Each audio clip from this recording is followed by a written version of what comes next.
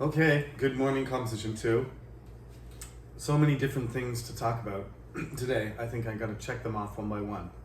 First of all, this week has been an absolute disaster so far because of something we call Murphy's Law, which means anything bad can happen, it will happen. You're probably familiar with this. It's a pretty famous phenomenon in Korea, and it's just a funny way of describing having a really bad day. Sometimes you have bad days in a row, and it seems like, a black cloud is following you around. So that's what's been happening so far to me. You notice I'm wearing a hockey, professional hockey team's shirt. This is my from Edmonton, Canada. I'm not doing this to advertise or anything. I just forgot to bring another shirt to change into, but the show must go on.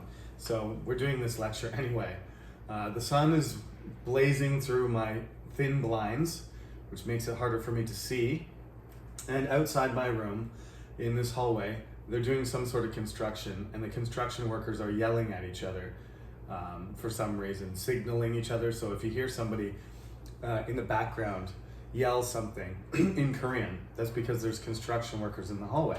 So very fun so far this morning. And of course, on Monday, KT internet went down, and that happened in the middle of my midterm, online Zoom midterm. So that was also super fun. Anyway, let's get this semester organized. We will continue to do our semester. We don't really need, unlike the conversation class, to interact as much because this is a writing class. So we'll continue to do it online, and the exam will be in person. So just to figure out what we're going to do for the rest of the semester, next week, instead of recording, I've decided that we're going to do a Zoom class. So all three classes, the Tuesday class on November 4th, so this will be week 10, right? So week 10, you have to log in. I'll put a Zoom link up there, and you have to log in during our class time, a regular class time, which would be Tuesday afternoon for the Tuesday section on the 9th, and that would be Thursday afternoon at 4 o'clock on November 4th, okay? So don't forget that, because that attendance will be reflected on Zoom, not on the cyber campus, unless there's some way to track it. But anyway, I'm going to take attendance in the class, so there'll be a physical, attendance. I'm doing this just so I get to know who's in my class, and if you have questions, we can discuss them back and forth easily. Okay, so that's what the point of that Zoom lecture is. For next week, you need to do some homework based on this lecture, and that would be page 96 and 98, which is at the end of this first part of the chapter. Okay. Part B, do all the answers for part B, single sentence answers, then the looking for details, the discussion, and the critical thinking questions. So basically all of page 98, but on page 96, just B. Okay, so there's three parts on page, there's three parts on page, sound like a tongue twister there. 3 parts on page 98. And then, things will continue as normal after week 10.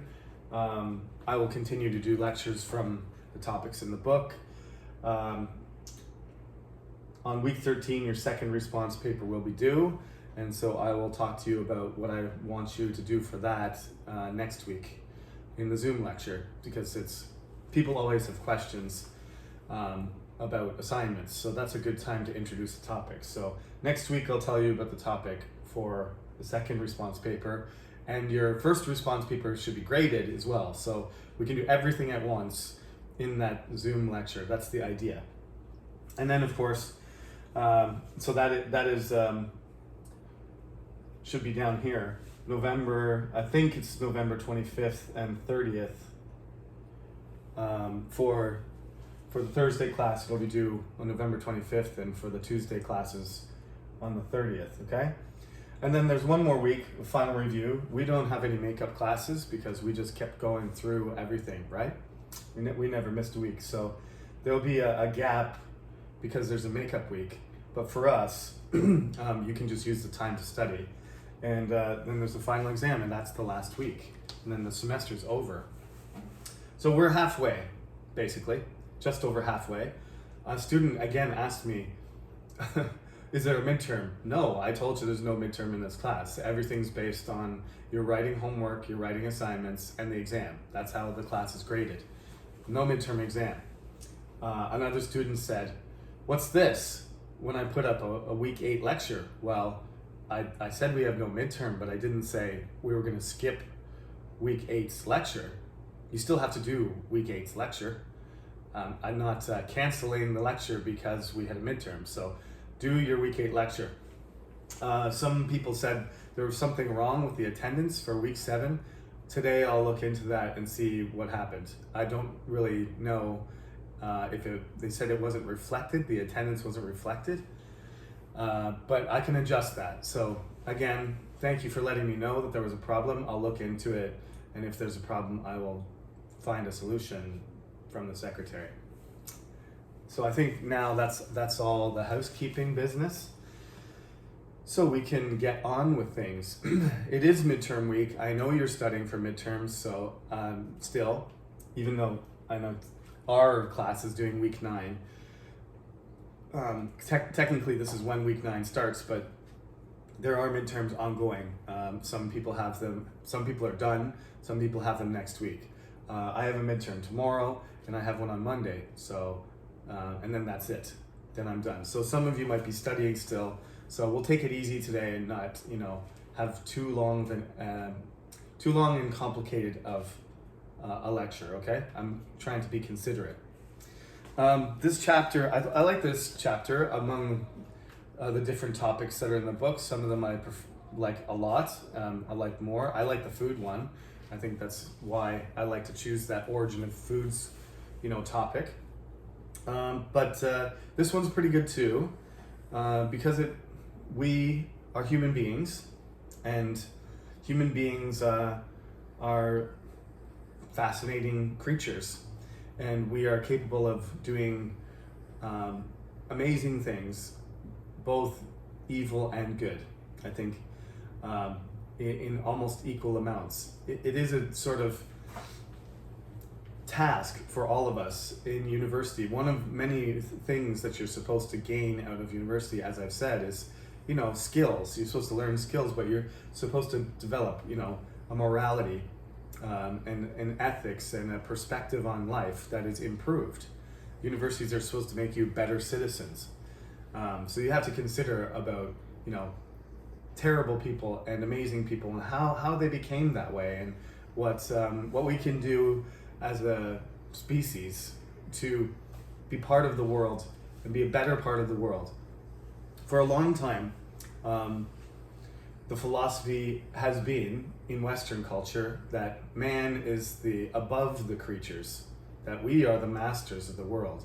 We've come to believe, since we have all this technology and we've taken over all the world from corner to corner, that human beings growing and developing and improving is a fact. But that, if you look at history, sometimes it's there's a big question mark there. Are we happier? You have to consider how to judge that. Are we happier? Are we achieving better things, or have we passed the point where we were at our peak? Did we at some point reach a point where humanity was the best in our civilization, and are we on the decline now? Was it last century? Was it 500 years ago? Was it thousands of years ago? There's different arguments out there, but you have the option, of course, not focusing on all humans, or a group of humans like Koreans or Chinese or Canadians or Americans, but focusing on individuals, and that's a totally different thing.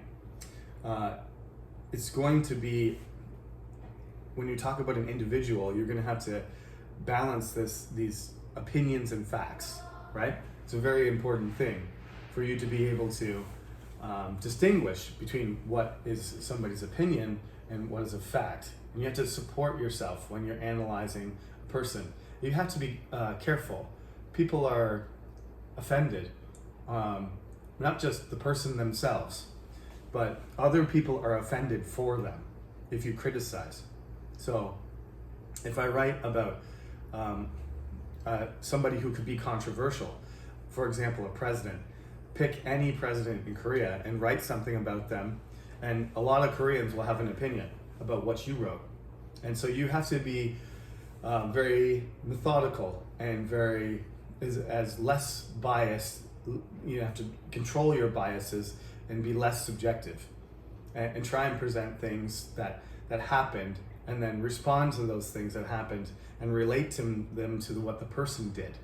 If you just say you don't like them and you don't support that, but you just illustrate all these stories that are not connected to each other and don't really have necessarily cause and an effect, a cause and effect relationship with that person, then it becomes very difficult to decide whether you just dislike them for your own personal emotional reasons rather than being objective and getting proper information. Lucky for us, we have some examples here that are less controversial. For example, this famous man named Barrington Irving, and he does something that all of us at some point usually think about, whether you're afraid of it or whether you want to do it yourself. You want to fly, right? Some people want to fly because they just want to get somewhere. Some people find flying exciting. Some people find flying unnatural and disorienting and terrifying, right? So my grandfather, for example, he never flew in an airplane. He had the opportunity whenever he wanted, but he never went overseas. I think he went on a ship a few times, but he never went to a country overseas, like anywhere in Asia or Africa or Europe. He preferred he went to Mexico, he went to Florida, he went to Alaska, but he drove simply because he had an aversion for airplanes and he had no interest in flying. So he drove himself. He took a bus to Alaska, but he drove to Mexico. And from Toronto to Mexico, that's a good, 35 hours, I guess. It's about 20 hours to drive to Florida, but to drive all the way through Texas and get to the border of Mexico, I would say it's probably 30 hours. So that's 3 days of driving if you're a hardcore driver, and longer than that if you want to, spend any time anywhere. It could take you, 5 days or a week. But I've driven to Florida too. My parents drove down to Florida with us, and it took 2.5 days to get from Toronto to Florida to Orlando. Now, flying is something that human beings can't naturally do. So, like I said, some people think it's, in a sense, a more dangerous thing, even though everybody pulls out that statistic all the time, that you're more likely to die in a car accident than you are on an airplane accident. You can't dispute that. That's just people per flight dying. So, but it doesn't matter. You feel safer in a car than you feel in an airplane. When an airplane takes off or lands, that's when you're probably going to crash. Like most crashes happen during takeoff or landing. And so there's that nervousness, right? When the plane speeds up and it goes down the runway, your heart and your stomach kind of move around and start beating. And it takes off, and you're at an angle, and you don't really start to relax until it levels out and the seatbelt sign comes off, and you're like, okay, we can make it. 14 more hours until Toronto. I've done the flight back and forth between Toronto and Incheon 11 times there and 11 times back, something like that. I guess 12 times here, 11 times back, because I started in Toronto originally. But that's a lot of long haul flights, and so it doesn't really anymore, I'm not that concerned about it, but I still have that same feeling that I did the first time I took an airplane, which is like, this is not comfortable. I'm not comfortable with this. But some people seem born to fly, and they want to do it so badly that they are comfortable, and they will fly airplanes that are terrifying, like for anybody. If you've ever been in a small plane, which I have one good story about that, because when I was a freshman, my my friend in my dormitory was getting his pilot license because he was joining the Air Force as a reserve. So he was in the reserves for the Canadian Air Force. So he had his small plane pilot license because he was learning to fly. So we went to the airport, Hamilton, Ontario, probably a city you don't know. It's close to Niagara Falls, and we got in this plane. He convinced me and my few other friends to go there. It was a 4-seater plane, so the inside of this plane was literally the size of like a Tico or a Matisse. It was like the size of a compact car, and it had wheels and wings and had a propeller. And I was like, we're going in that? And he's like, yeah, no problem. I've been up there. I've done like, 50 hours of flying and I'm still alive. And I was like, oh man, this doesn't look like a good idea. So we got in there though. It feels exactly like a car, small car. And then they started the propeller, went down the runway, and we went up only about 1 kilometer up in the air. And we could see Niagara Falls, and we could see the CN Tower, and you could see the Niagara Escarpment, and you could see all the farms and all the cities, for 100 kilometers in each direction. It was amazing, but there was a door. If I opened the door, I could just fall out 1,000 meters right to the ground. That's how close I was to the air. It was almost like being a bird. I'm not saying you should go up in a plane like that, because I was 19 at the time, and it was probably not a great idea. Those planes are not that safe. That's more dangerous than a car. But those big commercial Korean Air flights, they're not like that. This man, though, is like my friend, except for he's also an inventor and a sort of mechanical genius. So he managed to do all these things, and also learn how to repair and how to maintain, how to design and how to build the plane. So he's like a one-man airplane company. So he's not only the pilot, but he's like his own support staff and a technician, and an engineer and a mechanic at the same time. It's pretty amazing, just like the title of the chapter.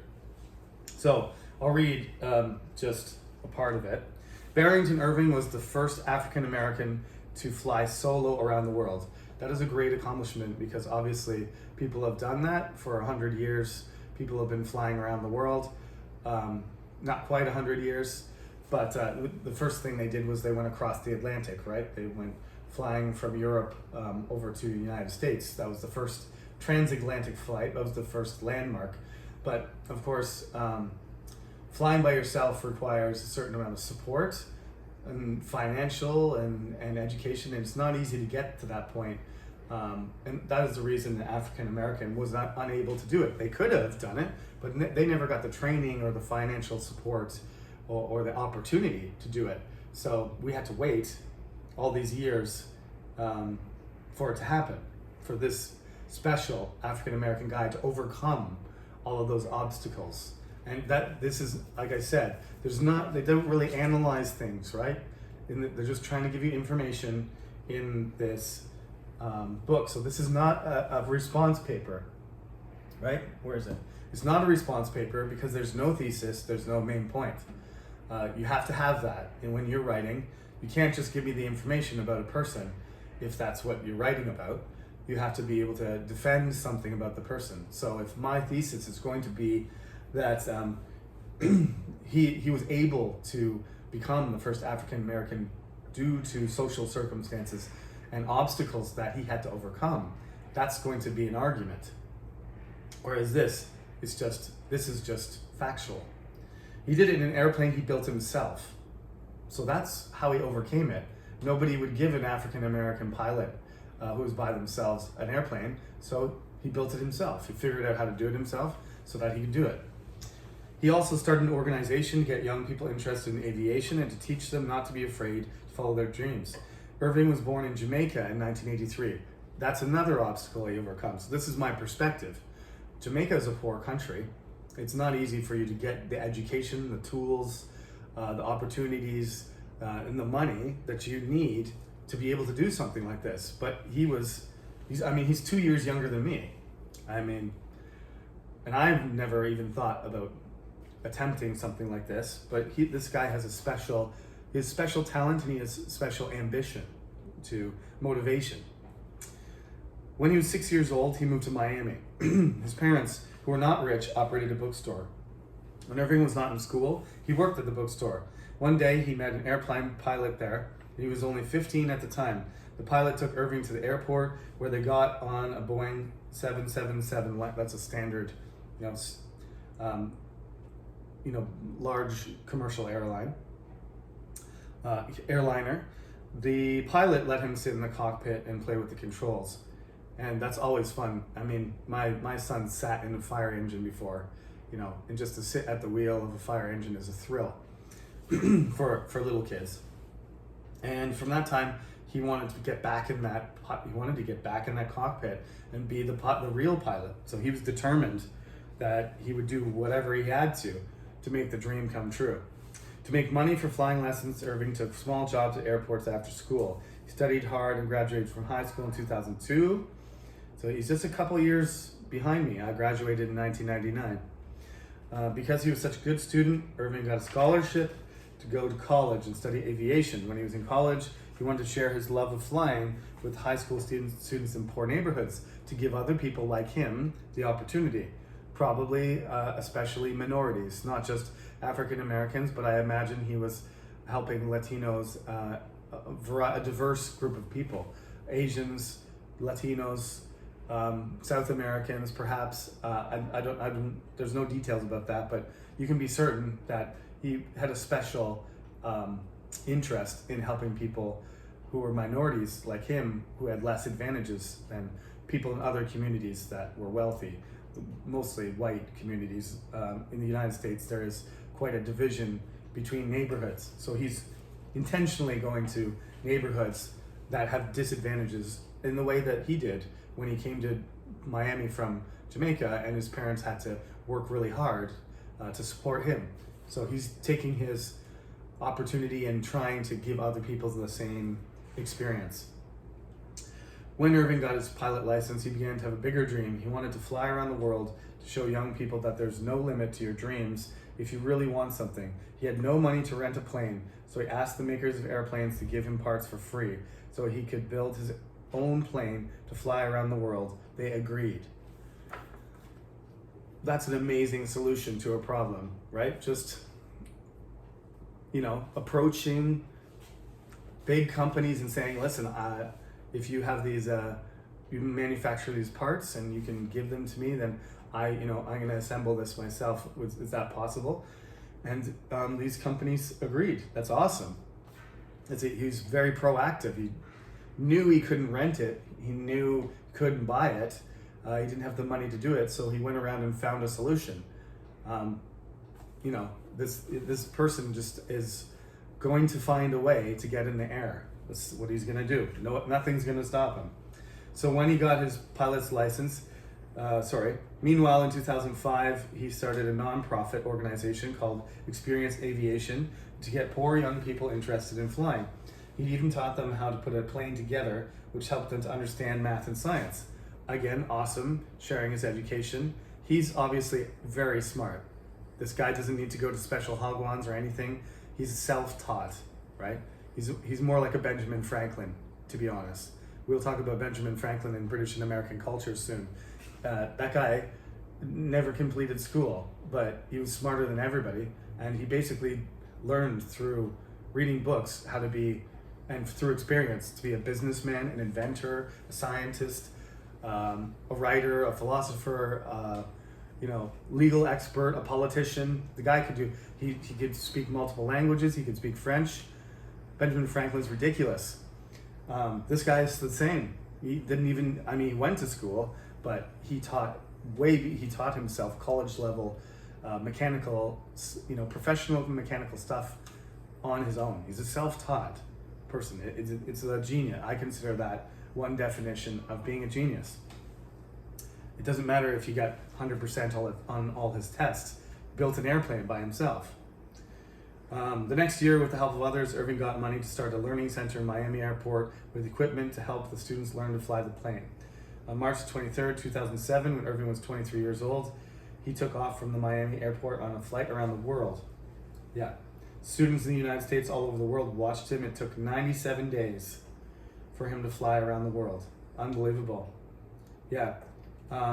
He also had the Classroom in the Sky program that he's trying to work on, because when his airplane had problems, he'd land the airplane and fix it himself and then get back up there. Just an absolutely amazing story, I think. So the questions that you have to do for your homework, they are here. This is due for next week. Please submit it the day before, right? The day before by the day before this time, because I would like to talk about it in the Zoom class. So rather than it being due on your day, on the Tuesday or the Thursday, please hand it in at midnight the day before. Okay? So don't forget that, because I want to have them all, and I want you to be ready to talk about them in class. Part of the lecture is going to be about response papers, and the last one and the next one, and any questions you have about the course. But some of what we're going to do this time, one of the things I can do in the Zoom lecture that I would like to do is to take up the answers and hear what your answers are like, by you reading them to me or by looking at them together and discussing, actually using the discussion questions as discussion and talking about, how we can use critical thinking to use this information effectively and to understand it better. Okay?